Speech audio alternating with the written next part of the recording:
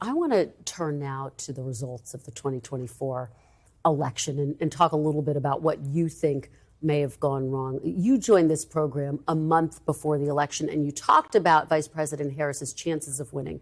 Take a look at this. By the standards of today, I think she can win overwhelmingly. Given how divided the country is, overwhelming may be winning by 100,000 votes or 80,000 votes in these key battleground states. I think that's within her capacity to do. So I think we are well poised to win this thing, but it is still scary close. Why do you think that Kamala Harris didn't win and win overwhelmingly? I think Joe Biden's decision to step aside and pass the torch was the right decision. It gave us a chance to win. It didn't give us a guarantee.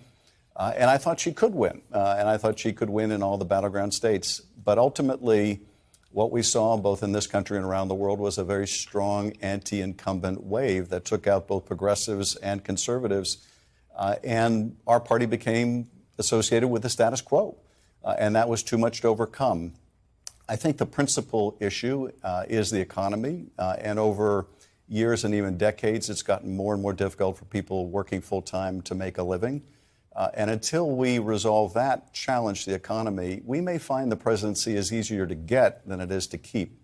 You know, you talk about President Biden's role in all of this. Speaker Emerita Pelosi said that he actually should have stepped aside sooner, that could have made a significant difference in the outcome of this election. Do you agree with the Speaker Emerita? Well, she has far better political instincts than I do.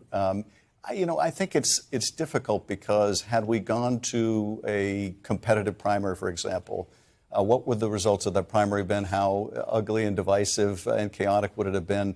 Very hard to tell in advance.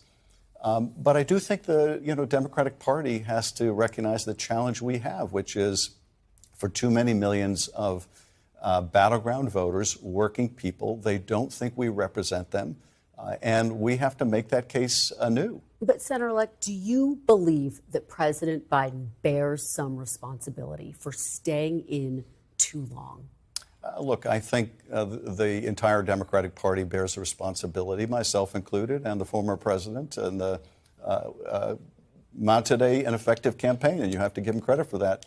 But the challenge that we have is we need to put forward a bold vision for how we're going to move the economy forward, make the economy work for every American. To me, the existential question is, if you're working hard in America, can you still earn a good living? And too many people doubt that that's possible. Thanks for watching. Stay updated about breaking news and top stories on the NBC News app or follow us on social media.